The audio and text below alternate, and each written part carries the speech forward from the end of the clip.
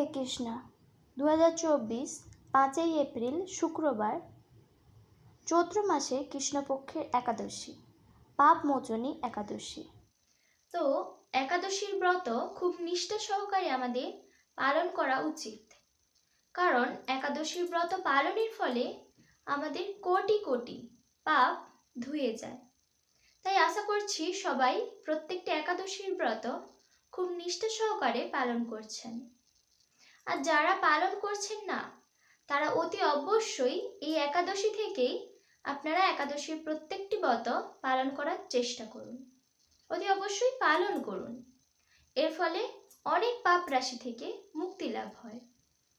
তো যারা পালন করবেন তারা কিভাবে পালন করবেন না, একাদশীর আগের দিন, অত্যন্ত পক্ষে 2 দিন আগে আমিষ আহার যারা গ্রহণ করেন তারা আমিষ আহার বর্জন করবেন। যদি না পারেন, অত্যন্ত পক্ষে একাদশীর আগের দিন আমিষ আহার বর্জন করবেন। তো যথাসময় রাতে খাওয়া দাওয়া করবেন, তারপর দাঁত ব্রাশ করবেন, কারণ ব্রাশ করার ফলে দাঁতে লেগে থাকা সমস্ত খাবারের টুকরো ধুয়ে যায়। তাই অতি অবশ্যই ব্রাশ করবেন। তো একাদশীর দিন ব্রহ্ম মুহূর্তে উঠবেন এবং স্নান করে সকালের সমস্ত কাজকর্ম সেরে স্নান করে মঙ্গল আরতি করবেন এবং সংকল্প মন্ত্র বলে সংকল্প করবেন একাদশীর জন্য।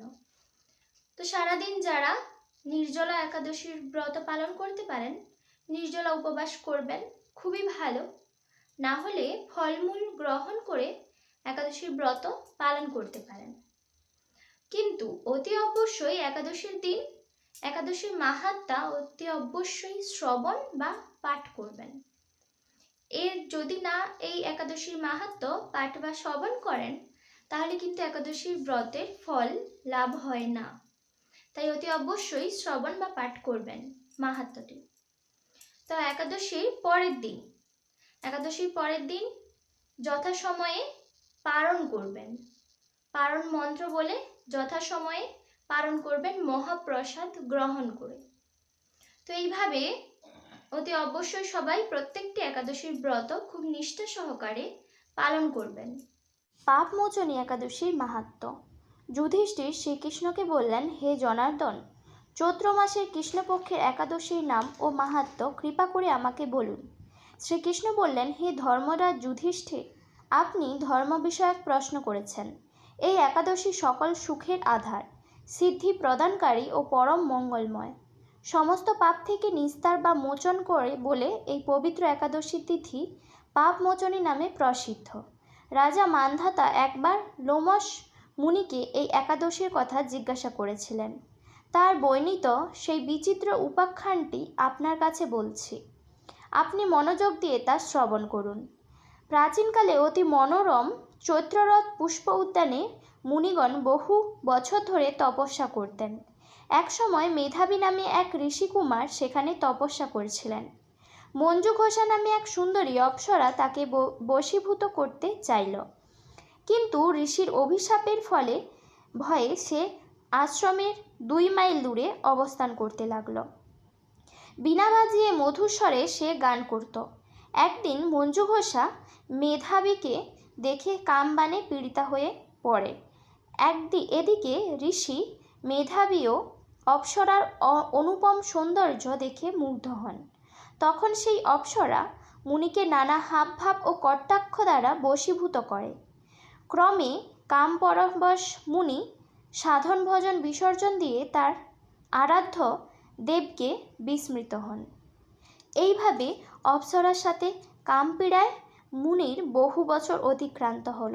মুনিকে আচারভ্রষ্ট দেখে সেই অপ্সরা দেবলোকে ফিরে যেতে মনস্থ করল।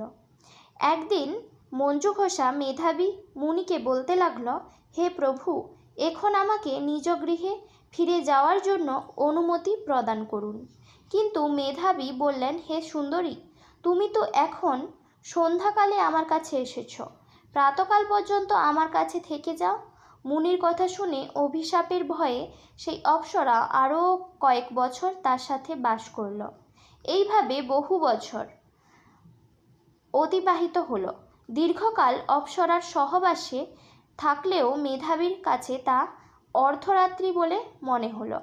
মঞ্জু ঘোষা পুনরায় নিজ স্থানে গমনের প্রার্থনা জানালে মুনি বললেন, এখন প্রাতকাল, যতক্ষণ পর্যন্ত আমি সন্ধ্যা বন্দনা না সমাপ্ত করি ততক্ষণ পর্যন্ত তুমি এখানে থাকো। মুনির কথা শুনে ঈষৎ হেসে মঞ্জু ঘোষা তাকে বলল, হে মুনিবর, আমার সহবাসে আপনার যে কত বৎসর অতিবাহিত হয়েছে তা একবার বিচার করে দেখুন। এ কথা শুনে মুনি স্থির হয়ে চিন্তা করে দেখলেন যে তার 56 বৎসর অতিবাহিত হয়ে গেছে। মুনি তখন মঞ্জু ঘোষের প্রতি ক্রোধ পরবশ হয়ে বললেন, রে প্রাপিষ্ঠে, দুরাচারিণী, তপস্যার ক্ষয়কারিণী, তোমাকে ধিক, তুমি পিশাচী হও। মেধাবীর সাপে অপ্সরার শরীর বিরূপ প্রাপ্ত হলো।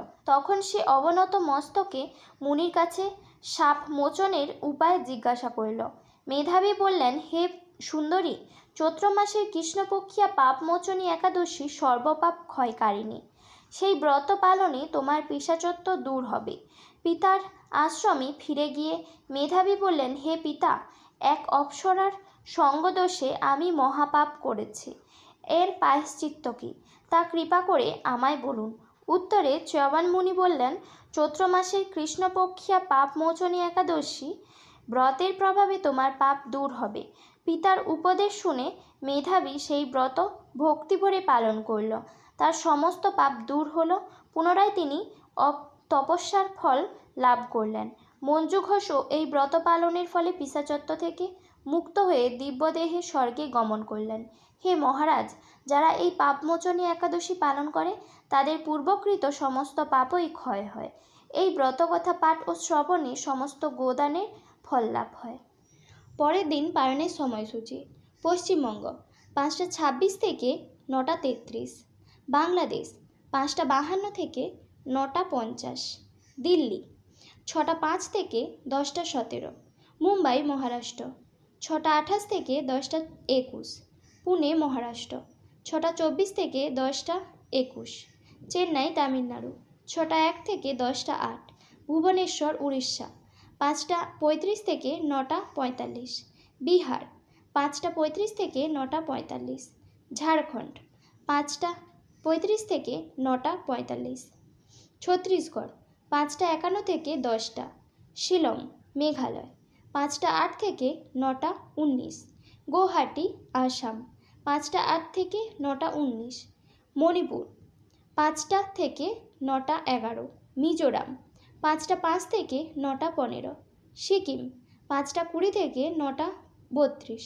বৃন্দাবন 6টা 4 থেকে 10টা 15, ব্যাঙ্গালোর কর্ণাটক 6টা 12 থেকে 10টা 18, হায়দ্রাবাদ তেলেঙ্গানা 6টা 6 থেকে 10টা 15, আগরতলা ত্রিপুরা 5টা 10 থেকে 9টা 25, গুজরাট 6টা 33 থেকে 10টা 21, কেরালা 6টা 18 থেকে 10টা 21, পাঞ্জাব 6টা 11 থেকে 10টা 21, রাজস্থান 6টা 18 থেকে 10টা 20, মধ্যপ্রদেশ 6টা 2 থেকে 10টা 12, হরিয়ানা 6টা 9 থেকে 10টা 21,